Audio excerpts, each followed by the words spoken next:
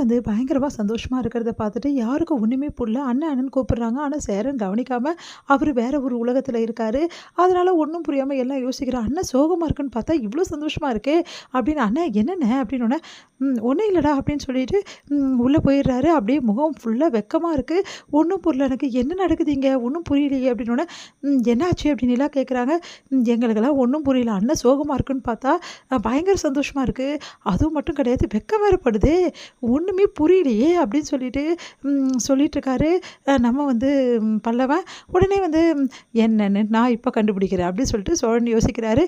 என்னடா பண்ண போகிற அப்படின்னு சொல்லிட்டு கேட்குறாரு பாண்டியன். பண்ண போகிறத பாரு, அண்ணன் ஏன் இவ்வளோ சந்தோஷமாக இருக்குன்னு இப்போ எனக்கு தெரிஞ்சே ஆகணும். அதுக்கு என்ன பண்ண போகிறீங்க, அண்ணன்கிட்ட போய் கேட்க போகிறீங்களா? அண்ணன்கிட்ட கேட்டாலும் அப்படியே சொல்லிவிடும் அண்ணன். ஏன் அண்ணன் இவ்வளோ சந்தோஷமாக இருக்குது நம்ம எல்லோரும் தெரிஞ்சுக்கணும்ல, அப்போ தான் நம்மளும் சந்தோஷமாக இருக்க முடியும். எப்படியோ அண்ணன் சந்தோஷமாக இருக்கலாம், அது போதும் அப்படின்னு நிலா சொல்கிறாங்க. அது போதும்னா கூட என்ன விஷயம்னு எனக்கு தெரியணும், இல்லைன்னா என்னால் முடியாதுப்பா அப்படின்றாங்க. ஆமாடா என்னென்னு தெரிஞ்சுக்கணும்டா, எனக்கும் தான்டா அப்படின்னு பாண்டியன் சொல்கிறாரு. உனக்குடா அப்படின்னோடனே எனக்கும் தான் அண்ணன் என்ன எதுக்காக இவ்வளோ சந்தோஷமாக இருக்குன்னு தெரியணும், அப்போ தானே நம்மளுக்கும் சந்தோஷமாக இருக்கும் அப்படின்னோடனே சரி எல்லாரும் 3 பேரும் கூட்டணி நிலா நீங்கள் அப்படின்னோடனே சரி ஓகே எனக்கும் தான் அப்படின்றாங்க நிலா. அப்போ 4 பேர் கூட்டணி. இப்போது அண்ணன் எதுக்காக வந்து நான் இப்போ கண்டுபிடிக்கிறேன். எப்படி கண்டுபிடிப்பீங்க? அதுக்கு ஒரு வழி இருக்குது, ஒரு நிமிஷம் இருங்க அப்படின்னு சொல்லிட்டு ஃபோன் போடுறாங்க. பார்த்தா அனீஷ் ஃபோன் எடுக்கிறாரு.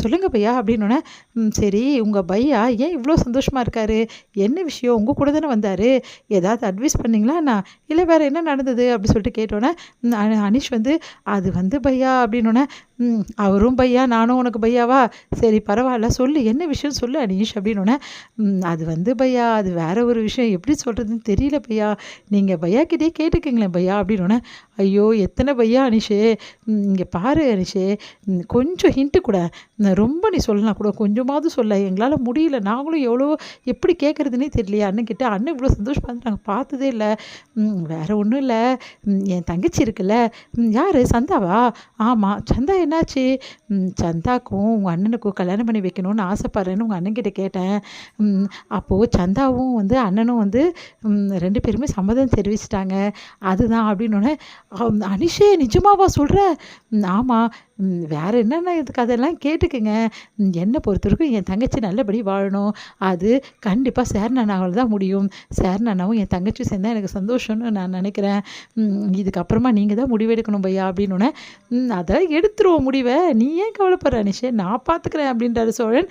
சரி நியூஸை சொல்லிட்டேல நான் பார்த்துக்கிறேன் வை அப்படின்னோடனே எனக்கு ஐயாவுக்கு நியூஸ் தெரிஞ்சிச்சு, சொல்லுண்ணே என்னண்ணே அப்படி பல்லவன் கேட்குறாரு. உடனே வந்து பாண்டியனும் வந்து டேய் சொல்லுடா என்னடா அப்படின்னோடனே நான் சொல்லவே மாட்டேன்ப்பா, எனக்கு மட்டும்தான் அந்த ரகசியம், யாருக்கும் சொல்ல மாட்டேன். உடனே நிலா வந்து ப்ளீஸுங்க சொல்லுங்கங்க, ஏங்க இப்படிலாம் பண்ணுறீங்க அப்படின்றாங்க. சரி நான் இப்போ சொல்லணுமா உங்களுக்கெல்லாம், அண்ணனுக்கு கூடிய சீக்கிரம் கல்யாணம் நடக்க போகுது, அதான் கல்யாணம் நின்று போச்சே, அந்த கல்யாணம் இல்லைடா புதுசாக ஒரு கல்யாணம், அதுவும் லவ் மேரேஜா, என்னென்ன விளையாடுறியா, அதெல்லாம் ஒன்றும் அண்ணன் அப்படிலாம் போகாது அப்படின்னோடனே யாரை லவ் பண்ணுதா அண்ணன், வேறு யார் நம்ம சந்தாவை தான், என்ன சொல்கிற அப்படின்னு வந்து கேட்குறாங்க. உடனே நிலா வந்து நீங்கள் என்ன சொல்கிறீங்க, சந்தாவையா, ஆமாம் நடந்த விஷயத்த எல்லாத்தையும் நான் சொல்கிறேன், அண்ணன் ரொம்ப சோகமாக இருக்குது, உடனே அனீஷ் வந்து தங்கச்சியை கொடுக்குறேன், தங்கச்சியை கல்யாணம் பண்ணி வைக்கிறேன்னு சொல்லியிருக்குது, உடனே அண்ணனும் வேணான்னு சொல்லியிருக்குது, ஆனால் சந்தா வந்து சம்மதம் தெரிவிச்சிட்டாங்க. அண்ணனுக்கும் சந்தாக்கும் காதல் உருவாயிடுச்சு, 2 பேருக்கும் சந்தோஷம் தாங்களே, பார்த்தியா அண்ணன் எப்படி வெக்கப்பட்டுருக்குதுன்னு, இதுதான் விஷயம். அப்போது சந்தா தான் நம்ம அண்ணியா, ஆமாடா இதுக்கப்புறம் சந்தா தான் நம்ம அண்ணி, எந்த பிரச்சனையும் கிடையாது, சீக்கிரமாகவே 2 பேருக்கு கல்யாணத்தை முடிச்சிட வேண்டியதுதான். ஏங்க இதெல்லாம் வந்து அண்ணன்கிட்ட கேட்டுட்டு அதெல்லாம் ஒன்றும் கேட்க வேண்டியது, அதான் அண்ணனோட முகத்தை பார்த்தோன்னே தெரியுது, சந்தா மேலே விருப்பம் இல்லாமல் அண்ணன் இப்படி வந்து முகத்தை காட்டுது, எப்படிலாம் வந்து முகத்தை எக்ஸ்பிரஷன் பார்த்தல எப்படி இருந்ததுன்னு சொல்லிட்டு டேய் பார்த்தியாடா அப்படின்னோடனே நீங்கள் பார்த்தீங்களா, ஆமாம் நானும் பார்த்தேன், லவ் வந்துடுச்சுங்க அப்படியோ, எனக்கு அப்புறம் அண்ணனுக்கும் லவ் மேரேஜ் தான் அப்படின்னோடனே அப்படியே முறைக்கிறாங்க நிலா. ஐயோ இவக்கிட்ட பேசி மாட்டிக்கிட்டோமே இப்போ என்ன பண்ணுறது அப்படின்னு சொல்லிட்டு